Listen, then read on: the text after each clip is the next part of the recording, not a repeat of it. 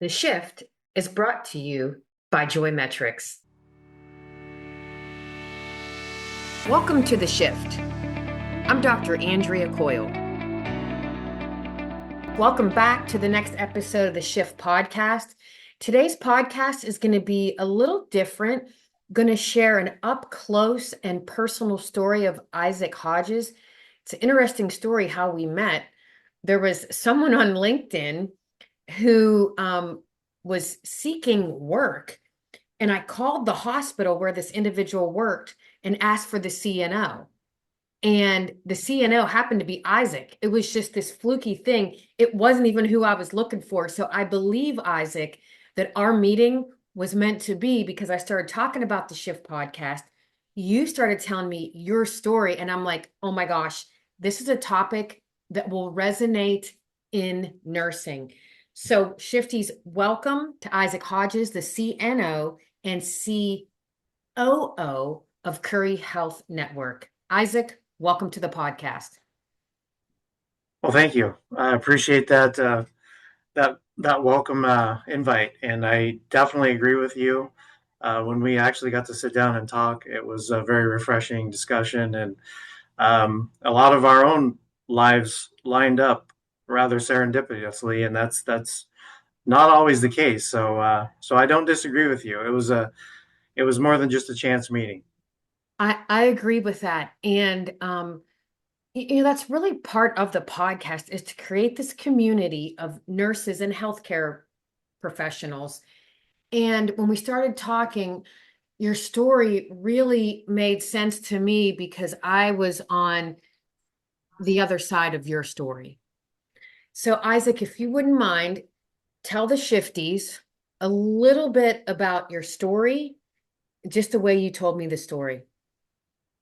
Yeah, it's always hard where to start, right? But to your point, currently I am the chief nursing officer and chief operations officer for our Curry Health Network. I've worked here now. I believe I'm in my 17th year. I started out here as a new grad. I worked in acute care, as most do. Got my feet wet there, and over a fairly quick period of time, found my way to the emergency department and really found my groove there as a nurse. And that's where I did most of my frontline nursing is in the emergency department. I was there a number of years. Over that time, our little health network has expanded, and I've been a part of that. I've been grateful to be a part of that. In that expansion, at a certain point, I was asked to become a part of um, a standalone surgery center and actually sort of oversee that.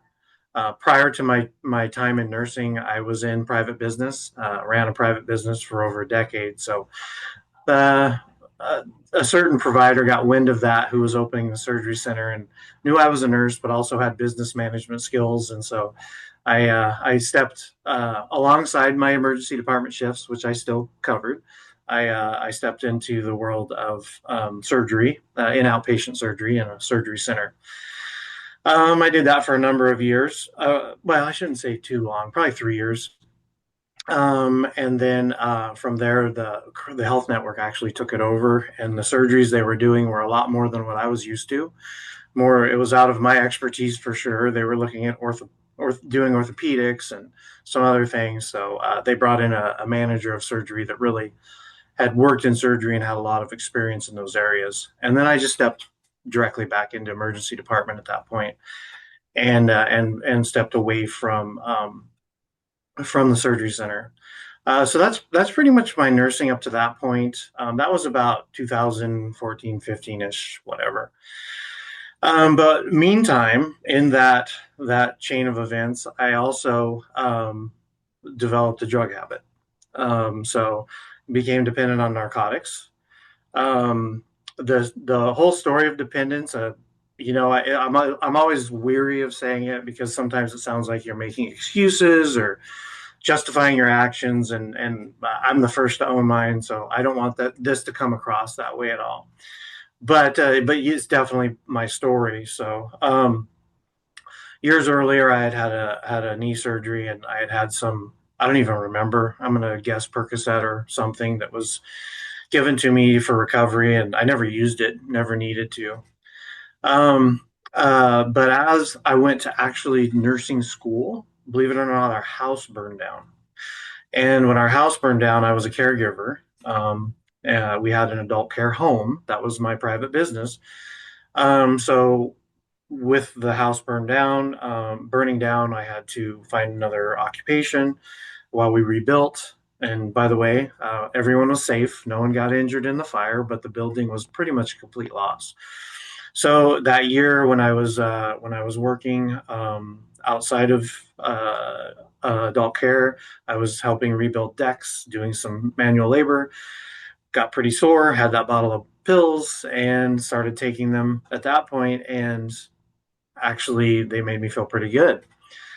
So I went on that route for a while. I went to nursing school. I wouldn't have considered myself an addict at that point, but definitely had this bottle of pills I would take every once in a while. It was a big bottle when needed, and other odds and ends happened. I had dental procedures and things like that where I got more narcotic pain meds, and I developed a taste for it over some time, quite some time. Um, that really parlayed into about 2015, 16, where I had an acquaintance who was also a vet who had a whole load of narcotic medications, and most of which he said he was allergic to, he couldn't take. And he asked at that point again, like I said, I was a nurse by then, if I could get rid of them for him, and I was more than happy to. Obviously, that was to add to my own stash, not to take to any type of waste facility. The drug addiction at that point had developed to where that once that stash run out, I couldn't just stop. So I kept going to this person who had certain narcotics that he still took in large, he had large quantities of that he wasn't allergic to. Those I started stealing once I ran out of that free stash. And that ultimately led to my arrest. And 2016, I was arrested for drug theft and ended up, in front of a judge as well as reported to the Oregon State Board of Nursing. I don't know if you have any specific questions in there. I jumped around a little bit. I apologize, but that's a quick summary of what happened. No, Isaac, that you nailed it. And so I am just going to share one thing. If you recall, when I first reached out to you, probably the third phone call, because we were playing phone tag for a little bit, you were like, so tell me again why you're reaching out to me. And then that's how we broke the ice and started talking about your story. And now I'm listening as I'm hearing the story again. And now I'm thinking to myself, why you were a little ambivalent when you heard me reach out to you randomly. You probably thought I was trying to dig into your past or something. Well, and I'm really open about it. I usually don't go into this whole background necessarily, but I mean I have a lot of staff and my record is out there. There's more we'll get into that will I'm sure that will tell you guys why my record gets brought up again and again in more of the political realm. But so it's not anything I hide, and nor do I try to. But I am always a little bit wondering, okay, if it's a board of nursing or if it's something related to my history, I know I'm going to be discussing that more than happy to. But if it's about work, in the other areas that I'm very focused in, I think this history is very pertinent and I hope it helps a lot of people. But it also isn't a scarlet letter that I necessarily wear around every day when I go in and out.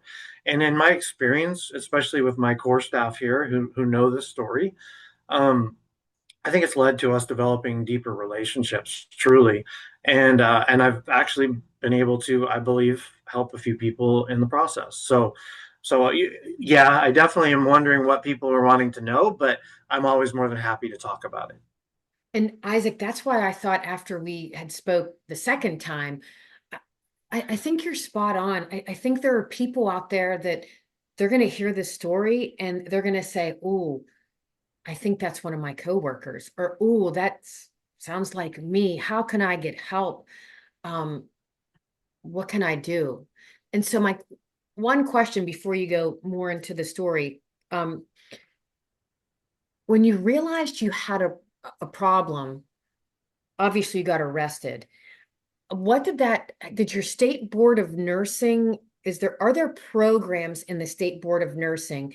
I know there's something called alternative to discipline peer assistance programs, but I'm not quite sure they're in every state. Yeah, I don't know that they are, but I did learn that Oregon has that. Definitely after it was too late for me, when I learned about that. And I wouldn't tell you, I can't sit here and tell you that I would have used it anyways. I was really into justifying my own actions and sort of that's not me. And I think a lot of people are that way. So for me, I had these sort of standards I had set up. One of them was, well, I'm not going to, use drugs at work type thing. Well, obviously, if I'm using drugs afterwards or they're still in my system, they're in my system at work. Like, but in my head, I'm not one of those people that uses drugs at work. That was what I would tell myself. As ridiculous as that sounds, it's not like that stuff just gets out of your system, anyways. And over time, that gray area got more and more blurred. But I really did, and I think a lot of addicts will do that. They just put in their heads these sort of justifications that they're not as bad as they really are. So I probably needed that like full on arrest, like the end of the game right now. Um, for me to really see how bad it was.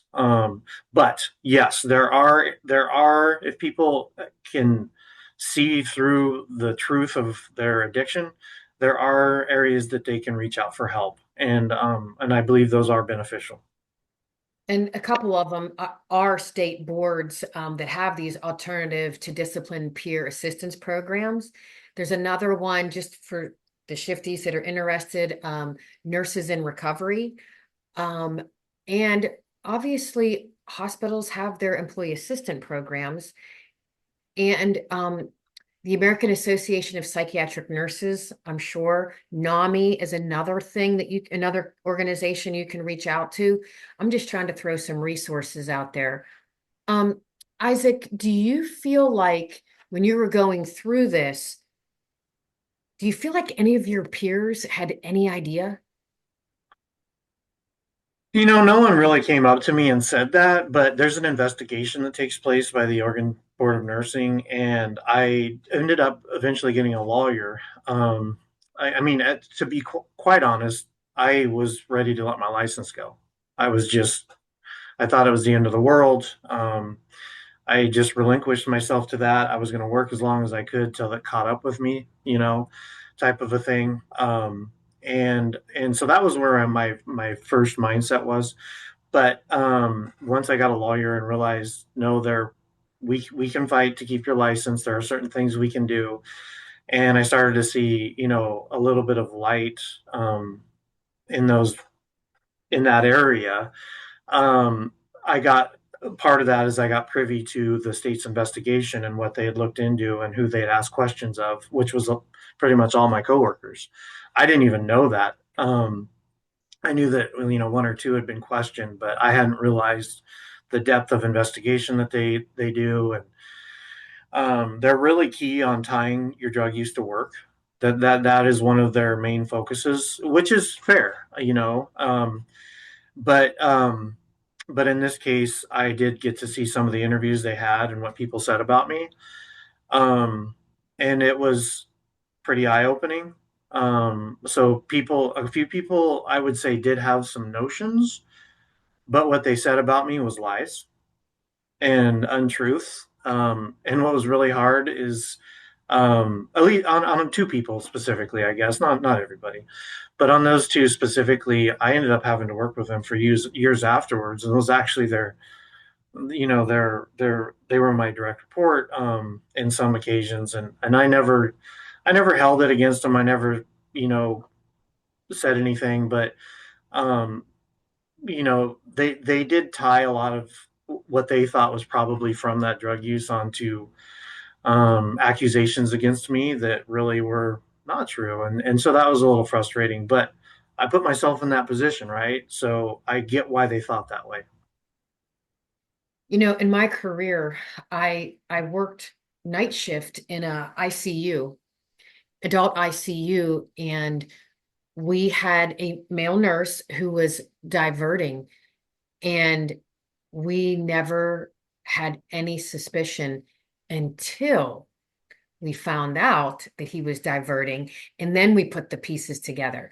So I think that's there might be a huge opportunity, and not to cover in this particular podcast, Isaac, but there might be more opportunities than we even ever considered to help educate nurses in that care delivery environment and in the leader environment as well. But what are some of the signs and symptoms and behaviors? I had a nurse that worked on a med surg unit with me years ago, and she got caught diverting. Uh, we all knew, like was so, her behavior was so obvious.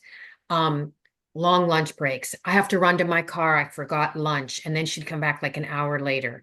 Um, Frequent cigarette breaks, late for work all the time, a lot of sick calls, erratic behavior at work. So we knew, we put that one together, but the other gentleman that we worked with, we had no idea.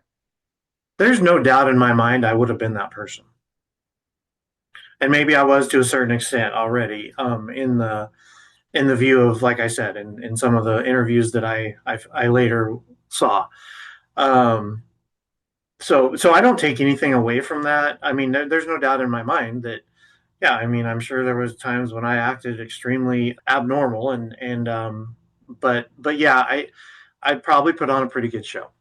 I mean, at the end of the day, for most people. And if you would not have got caught, you could have escalated into different behaviors. So maybe it was a blessing that you were caught early. And they kept trying to the board kept trying to really dig into more of my past and my history, leading up to that. But I don't, I didn't have a whole lot of that past and history until, I developed a taste, if you will, but I didn't really lose control until maybe I'm just put a time frame up there about a year before I got arrested. Then I was definitely way out of control, way more than I ever had been before. And so let's switch gears a little bit, or let's shift gears a little bit and talk to me and talk to the shifties. How, after you got arrested, did your license get suspended? So after I got arrested, I just, was more of a bury my head in the sand and just see whatever happens, happens. So I just kept my nose to the grindstone and for a while kept thinking things would maybe get kicked under the carpet or, I don't know, but obviously that doesn't happen. And, so eventually, I had my arrest, I had to go to court. They did what's called a diverted sentence. So as long as I was good for a year through the court system, they basically you didn't have to plead guilty. And so that's what happened. But during that time, the Oregon board was watching this and then sent a letter saying, "Hey, we know this has happened. You've got this arrest." I didn't report myself, which was number one, a big issue. And I take that back. I did ultimately report myself, but it was late. Like it was later.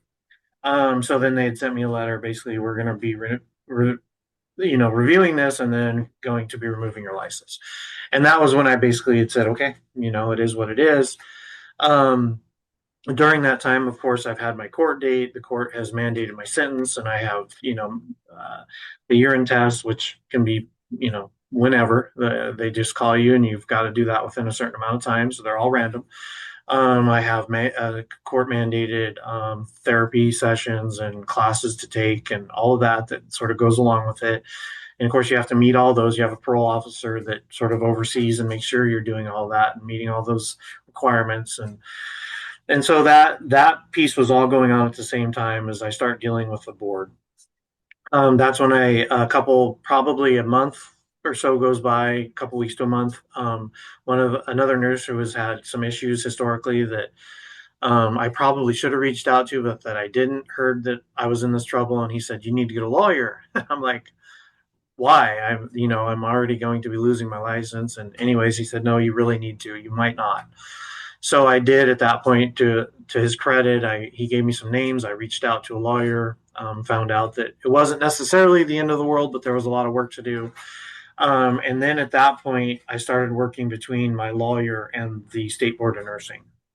And at that point, the lawyer got back to me and he said, essentially, I've made an agreement.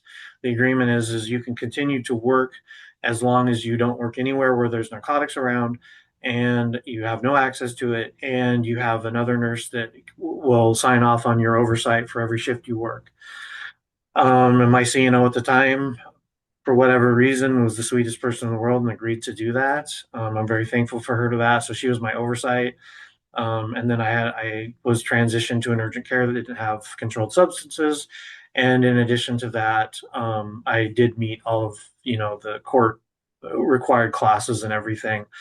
So I was able to stay in that position while the state board of nursing continued to review my case and do their investigation. Wow. And I have to give kudos to your chief nursing officer who really believed in you. She took a leap of faith, truly. You know, as I told you, this network, I've worked here 17 years. So if you do the math, this all happened while I was still working in the same place I'm working now. Right. They did. They for whatever reason they saw that I could get through this, and I'm eternally grateful for that. And a lot of my team did as well. Um, as far as nursing practice goes, outside of that, I was a pretty proficient nurse. So maybe it was that piece of it where they saw, hey, if he can get through this addiction, he's salvageable. I don't know. But I am grateful for that. And the fact of the matter was that that arrest was it was so impactful, and we haven't really talked about that, but um, the classes and all the other things I had to do for addiction were really secondary. I I really stopped all those drugs because of and the thievery and all that came along with that, because of the impact of that arrest, and the fact that I had let so many people down. That is truly the accountability of that was truly what was the straw that broke the addictive camel's back for sure. And, when you talk about the accountability, I'm sure you'd mentioned you live in a small town and it's the shame that comes with it. And shame is a difficult emotion. And, you know, Necessary though, very necessary, and I'm glad that I had all of it. But you're right, we are in a very small area. My name was in the newspaper. Ultimately, my story was somewhat in there, but obviously you could look it up on the board of nursing's site, so that you it wasn't anything that could be hidden. So all of that though was, I believe, necessary components. And the reason that I was talking about that, I think, was because of my coworkers and stuff. I know had a magnifying glass over me as I was working through this, um, but they didn't see anything because the impact of that arrest was so much that I thankfully was able to probably go through an addiction that makes most people, takes them to the end of their life. Unfortunately, some of the drugs that were in that freebie of drugs that I'd received to throw away were hardcore. I'm talking fentanyl packets that were the old gel that you could just cut and get the gel out of.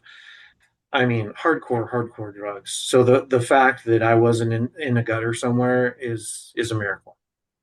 So after this arrest and everything, people working with me, I think I probably was under magnifying glass, but I was bound and determined not to do any of that. wow. It's almost like when people hit rock bottom, they either stay rock bottom or they catapult. And that's where the story gets even better. It was rough. It was rock bottom for sure. For me, it was.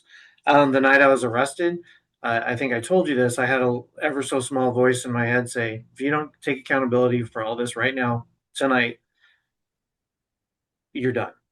And so I actually, my two oldest children, my wife, my dad, um, pastor from our church, um, oh, and the arresting officer, I called all back to my house. We sat around our dining room table that night, and I laid it all out.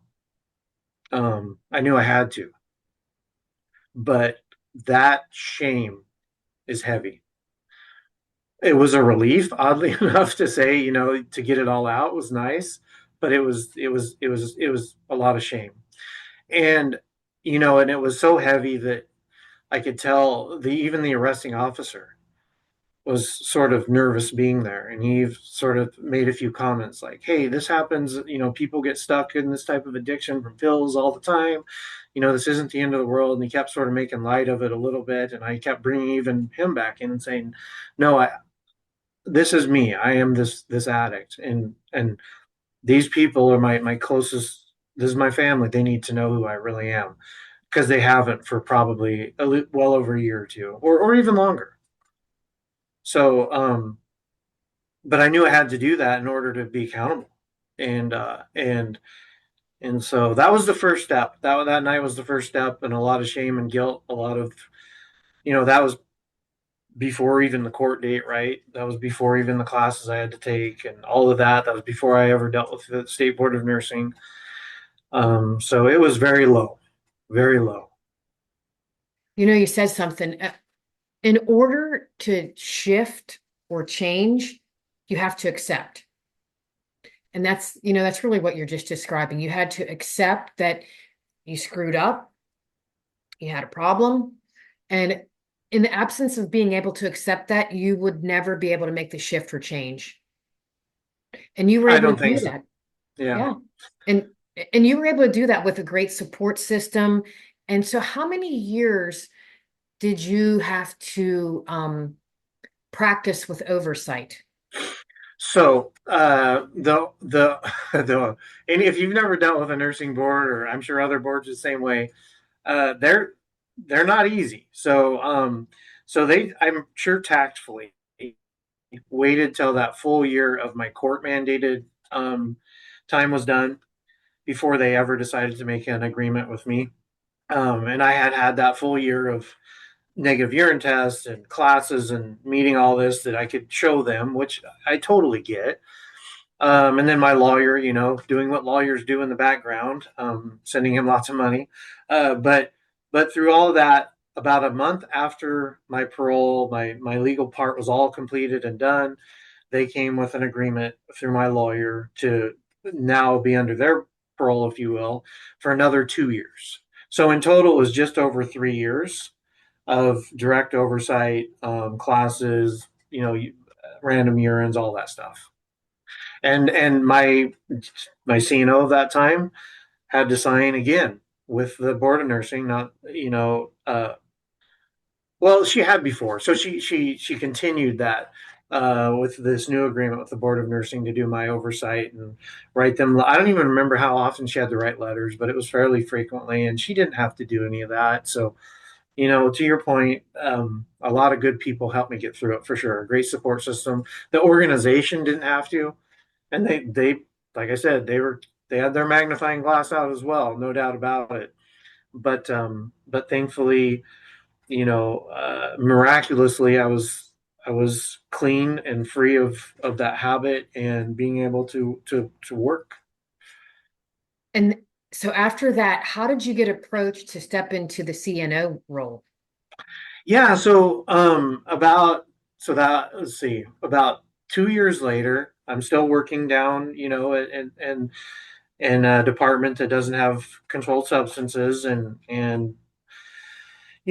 doing what I can there, showing up and working and trying to, again, prove myself. And I was approached to help start a new line of service Again, I have a business background and I have some team building backgrounds and stuff like that. So I agreed. The new line of service was cardiology services. I had to, of course, tell the state. State had to agree to it, and it couldn't be controlled substances and all of that. There wasn't. It was more clinical. So then I moved into that role. I'd say a number of months went by. We successfully implemented our new cardiology services, and then um, we needed some help in a couple other departments. So I was asked if I would step into the be a director of ancillary services, outpatient services, actually. And I agreed to that, and the state again agreed to allow me to do that. So over time, even though I am being watched clearly by the state and having to take off and do random urines and go to these classes at weird times. And by the way, we live in a very rural area, so sometimes my random urine couldn't be done here. Sometimes I had to drive 60 miles, and I forget the time, but very limited time frame to do it. So um, they really worked with me to get through this, and I'm very eternally appreciative. But so I continued to get more and more duties assigned to me, more on the leadership end of things, right? I left out also that back in the 13, 14 time, I went back to nursing school and got my bachelor's. So I had my BSN through OHSU here in Oregon.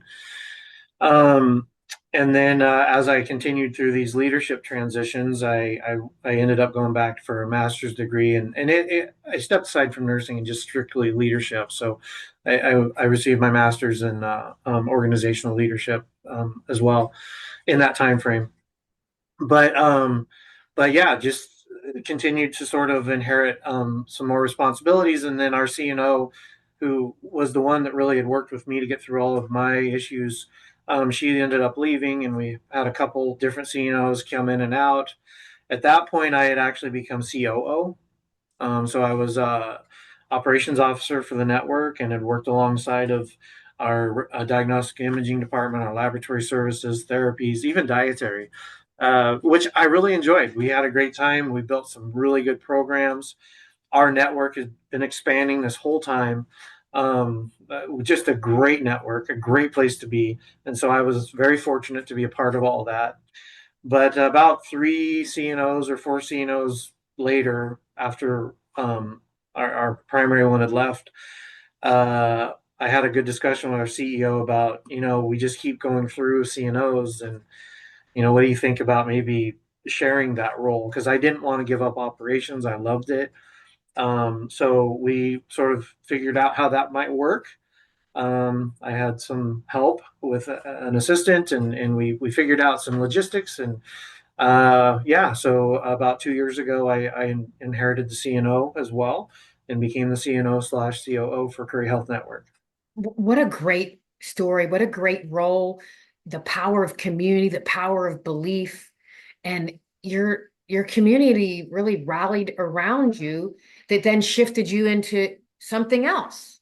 Yeah, the life is an adventure. I'll tell you that. It is. Your Um, life is an adventure.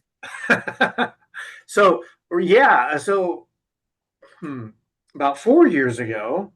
So all this still is going on, and by 4 years ago, the state board oversight, all that has been done for a couple of years at that point, and or more. And I'm sort of, in my position at the time in the health network as operations officer, and one of our local um, city councilors asked me if I would be willing to run for city council.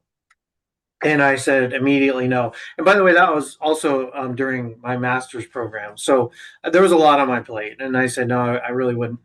Well, that goes along. And about November, the elections happen. And it turns out another city councilor actually was elected to a county commissioner position. So it opened up another city council position. So then I was asked by another city councilor if I would fill a position, if I would just be appointed.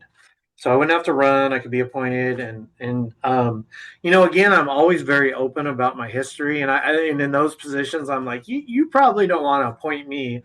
Here's my history. This Right. anytime something happens, it gets drugged through the paper, and I say that because like when I went to start the cardiology practice, news got wind of that, and they said, "Oh, look at this nurse and his history, and he's leading the cardiology practice." And then I had a couple other transitions where people came and they brought my history up, and so I had been through the press a number of times at this point, and I had told this other counselor, I said, "I'm okay with it, but you guys need to know." And they were, "No, that's not a problem. We think your experience will help."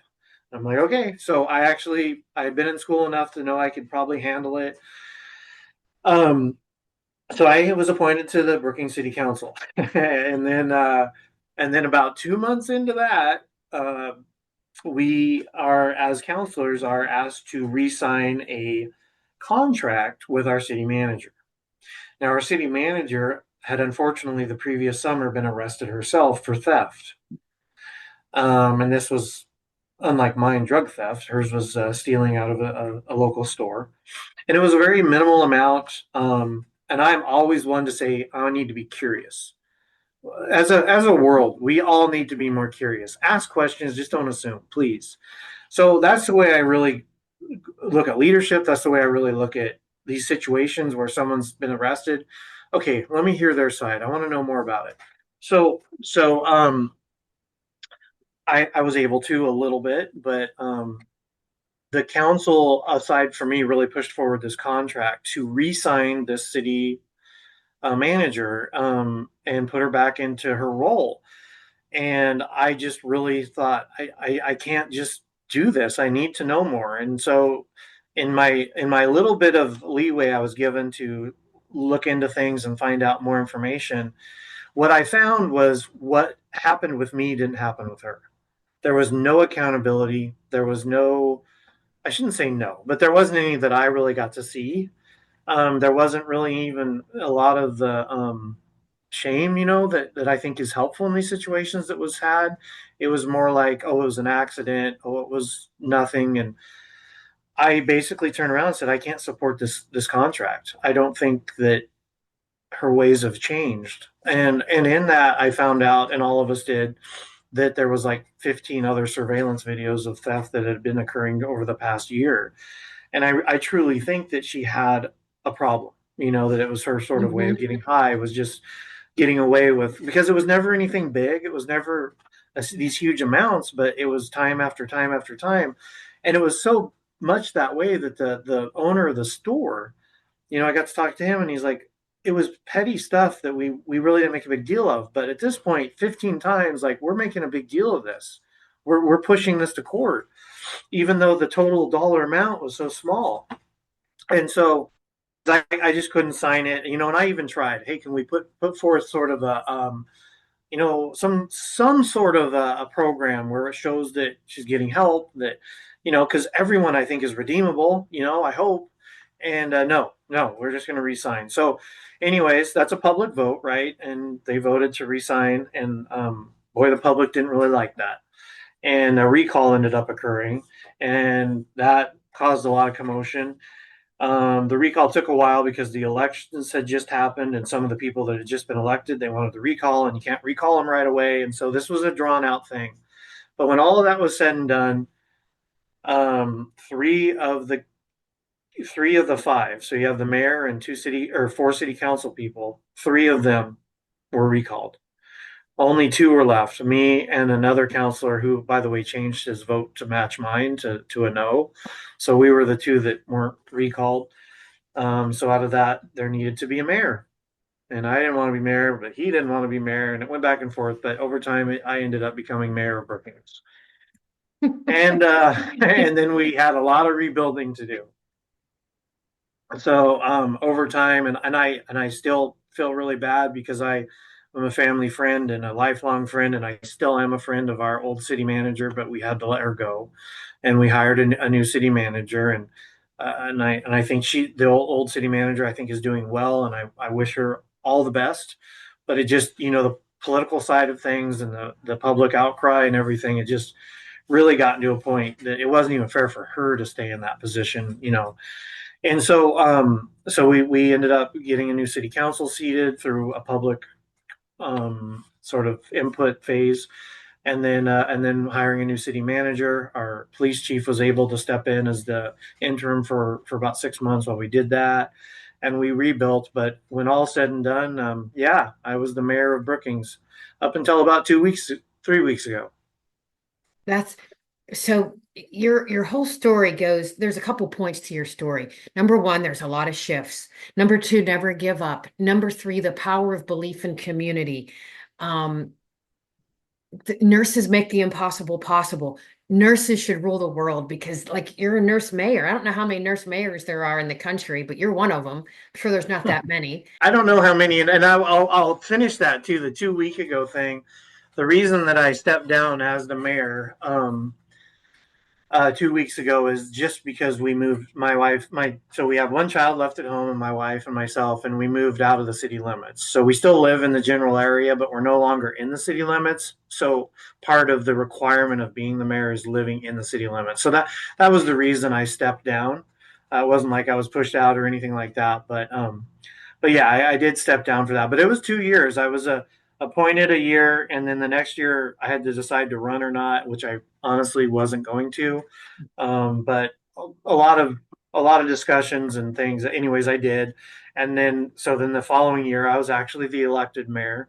Um, but then I just recently stepped down. And again, I want to jump back to through all of that. My history kept geting put out. Oh, here comes the mayor. As a matter of fact, I'll remember the first city council meeting as mayor. There was a fella sitting out in the auditorium, and he had a picture of the city manager with thief under her name, and then a picture of me with thief under my name. And I was going to call him out for being creative because I thought that was pretty creative. The city's ran by two thieves type of a thing, but he left before I could. But so my history every time it comes out, especially when I was appointed mayor and they bring my drug history out, then it was in the news. Like it was, my brother lives up in Washington, and it was in their TV news. Ex drug addict, now mayor of Brookings, Oregon, type of a thing. Um, but again, that was another opportunity for me the following meeting to address it. And I took time, about 20 minutes at the end of the meeting, to really state it. I can't tell you, probably, well, I don't know the number, but between texts, emails, news stations, the people that responded to my response, it was great. And it's sort of what you're talking about. It was like, okay, there's more to this, and people are not what they used to be.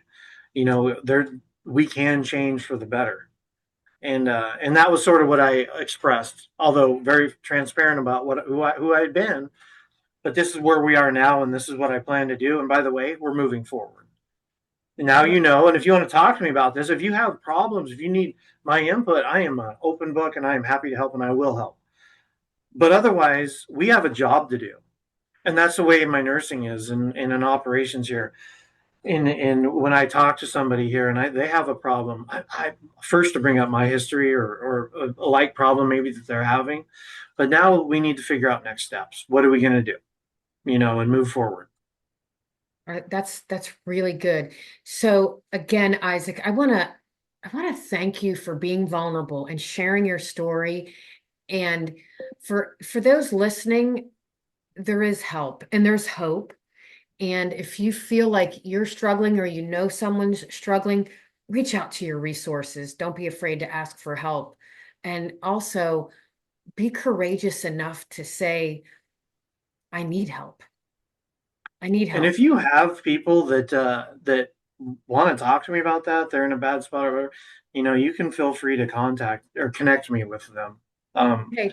that's one of my life's sort of now passions with where I am, and I've been able to speak at a local nursing school, and I've been able to speak at some other places. But you know, um, those are great. That's fine. That's fun to do. But I think the most benefit comes from having a good one-on-one discussion with somebody if they need it. Well, Isaac, thank you for sharing your story. Appreciate all that you do. I'm so proud to say that you're a nurse and a mayor. And shifties. Remember, if you have questions, you can reach out to me and I can get you in contact with Isaac. He said he's willing to have discussions, which thank you for that. But shifties, remember, your shift makes the difference. Keep shifting. Enjoying the shift? Help us reach more nurse leaders by rating and reviewing us on your podcast app. It takes just a minute, but makes a big impact. Search for The Shift, tap those stars, and share what you love. Your feedback shapes our future episodes and helps others discover us. Remember, rate, review, and amplify The Shift today.